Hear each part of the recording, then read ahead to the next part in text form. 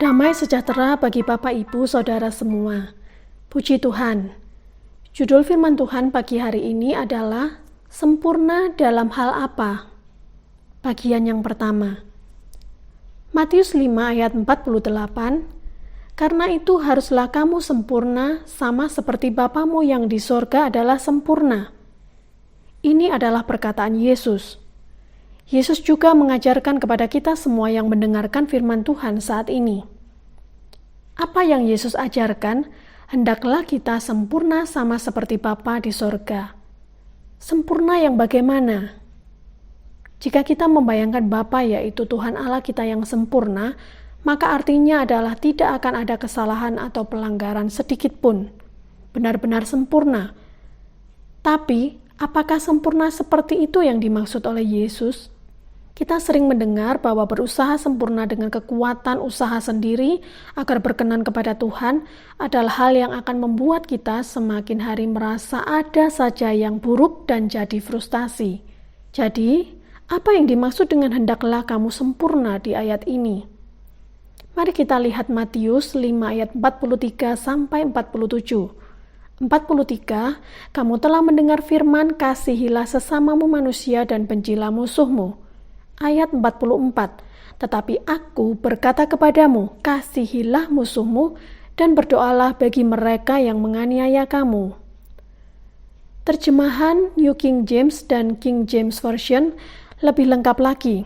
Jika diterjemahkan dalam bahasa Indonesia akan seperti ini.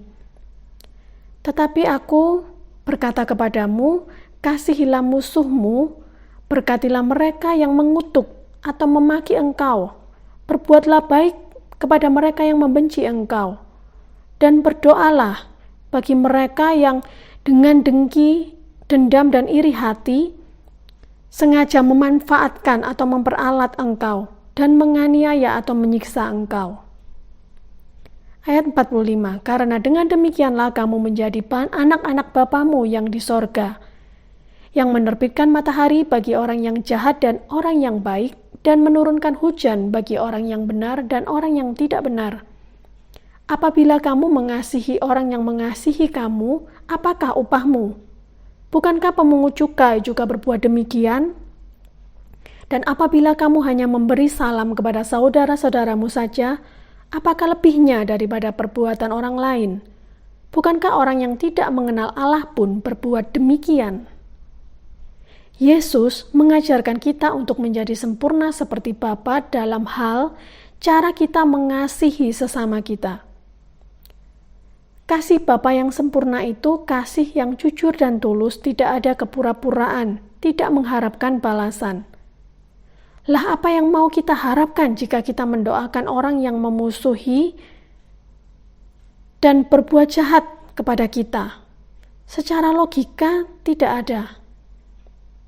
Tapi itulah yang Yesus ingin kita lakukan. Kita melakukan berbeda dari orang pada umumnya. Ayat-ayat tadi menyatakan bagaimana Yesus juga memperlakukan orang-orang yang memusuhi dan menganiaya Dia. Dianiaya itu tidak selalu penderitaan fisik seperti Yesus.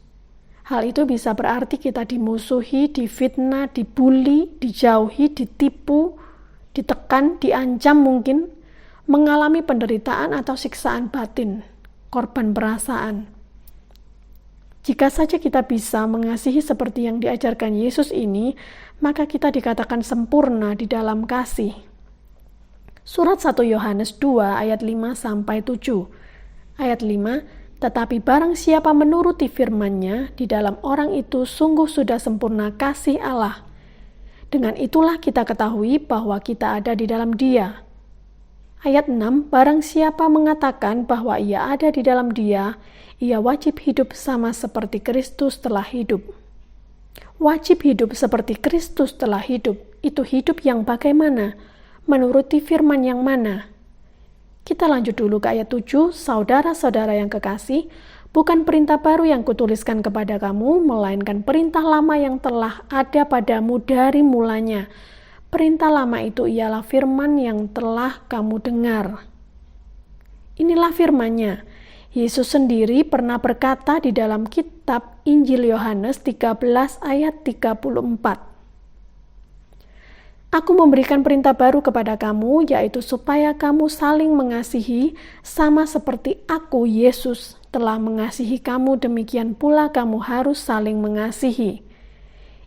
Inilah yang dimaksud dengan hidup seperti Kristus telah hidup. Kita lanjut ke catatan 1 Yohanes 2 ayat 9-11 tadi. Barang siapa berkata bahwa ia berada di dalam terang, tetapi ia membenci saudaranya, ia berada di dalam kegelapan sampai sekarang.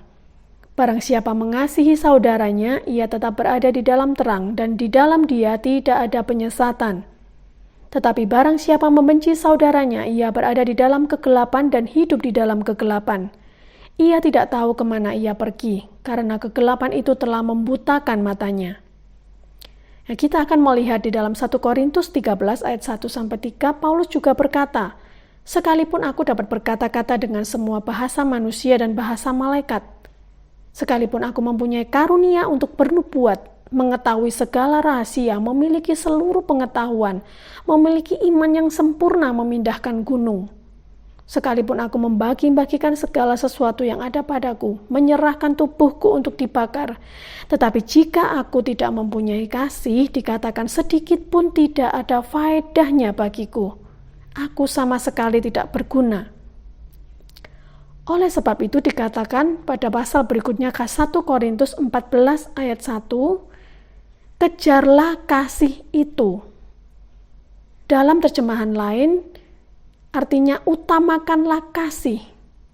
Jadikanlah kasih tujuan saudara yang utama. Jika kita fokus mengasihi, maka secara otomatis hal-hal di luar kasih, yang jahat, yang tidak benar akan menyingkir dari hati dan pikiran kita. Surat 1 Yohanes 2 ayat 10 tadi mengatakan, barang siapa mengasihi saudaranya, ia tetap berada di dalam terang, dan di dalam dia tidak ada penyesatan. Jadi, kita tidak perlu mengerahkan segala kekuatan untuk menyingkirkan hal-hal yang jahat, perbuatan kotor, pikiran kotor, sakit hati, kepahitan, rasa cemburu, rasa ingin membalas dendam kepada orang yang menyakiti kita, bahkan mungkin yang menghancurkan hidup kita. Kita datang saja pada Tuhan. Dalam doa-doa kita mulai mengasihi orang-orang dengan mendoakan mereka, baik mereka yang mengasihi kita, terlebih yang menyusahkan dan menyakiti hati kita. Maka kasih Bapa yang sempurna itu akan mengalir dalam hati kita. Dan saat kasih itu mengalir dalam hati kita, maka kemarahan, kebencian, sakit hati itu akan pergi. Sebab yang benar adalah kasih dan benci tidak bisa tinggal bersama, selalu bertentangan. Sama seperti gelap dan terang, bertentangan, harus salah satu. Seperti segelas air sabun ditaruh di bawah keran air bersih itu terus mengisi gelas sampai air sabun dalam gelas itu disingkirkan. Jadi Bapak, Ibu, Saudara sekalian, mari sama-sama kita belajar, meskipun tidak mudah. Tapi kita mau coba melangkah, belajar seperti yang Yesus katakan, mengasihi musuh, orang-orang yang memusuhi kita dan berdoa bagi mereka. Mari kita lakukan saja, jangan dipikir-pikir dulu. Banyak berpikir akhirnya malah batal melakukan firman Tuhan. Maka berkat damai, sukacita, kelepasan, kelegaan yang dari Allah tidak bisa kita terima, tidak jadi kita terima. Kalau kita mempertahankan permusuhan, kebencian, sakit hati, dan kepahitan, yang rugi adalah kita sendiri. Hidup seperti terikat, ada sesuatu yang mengganjal, tidak bisa plong, bebas. Kalau kita mau melakukan apa yang Yesus ajarkan, yaitu dengan rela mendoakan, mengasihi semua orang, maka kasih kita semakin hari semakin sempurna, dan terus menjadi sempurna, seperti kasih Bapa. Pada akhirnya yang merasakan kelegaan, kebebasan, dan sukacita adalah kita sendiri, saudara dan saya juga. Puji Tuhan, mari sama-sama kita berdoa. Bapa di surga, terima kasih buat penyertaan Tuhan dalam hidup kami. Kami berdoa kiranya Roh Kudus menolong setiap pribadi untuk mengerti dan memampukan setiap kami untuk mengasihi seperti Engkau yang dengan sempurna mengasihi kami. Kiranya Tuhan memberkati setiap sidang jemaat dalam segala usaha pekerjaan, menyertai dimanapun jemaat Tuhan pergi dan berada. Di dalam nama Tuhan Yesus Kristus kami sudah berdoa dan mengucap syukur. Amin.